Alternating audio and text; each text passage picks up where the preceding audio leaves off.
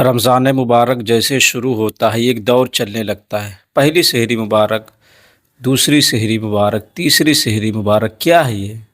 کیا صرف مبارکبادی ہی دو گے؟ اس کے علاوہ کوئی کام نہیں رمضان میں؟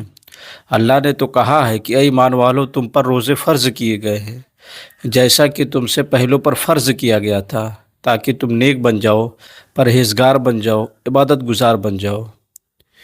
لیکن جیسے ہی رمضان شروع ہوتا ہے، چاند مبارک، سحری مبارک، افطاری مبارک، کیا ہے یہ سب؟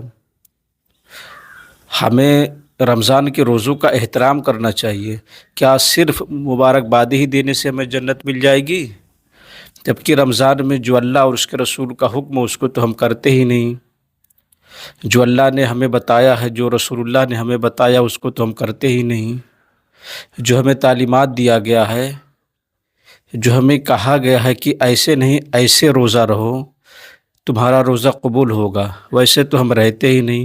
اب یہ سلسلہ پہلے رمضان سے شروع ہوتا ہے اور پھر 29ویں رمضان تک پہلی سحری مبارک، دوسری مبارک، تیسری مبارک، 15ویں مبارک، 26ویں مبارک، 27ویں مبارک، پھر 29ویں پہ جا کے ختم ہو جاتا ہے۔ ہماری کچھ ذمہ داریاں ہوتی ہیں، ہم سب کچھ تو کرتے ہیں لیکن ان ذمہ داریوں کو پورا نہیں کرتے۔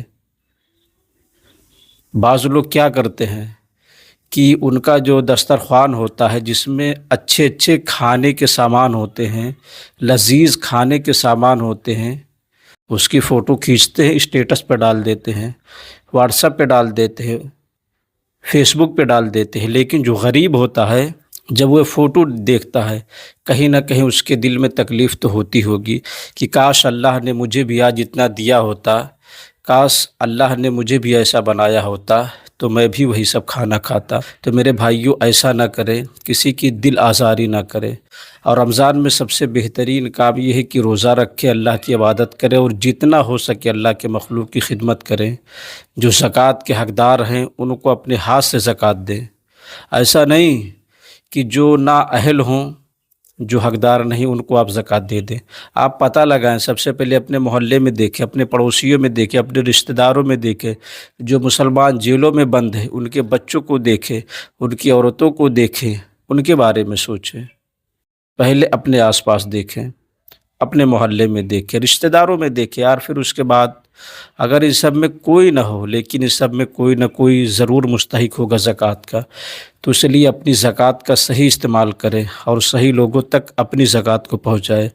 کیا صرف مبارکبادی، سحری مبارک، چاند مبارک، 15ویں روزہ مبارک، مبارکبادی دینے سے کچھ نہیں ہوگا۔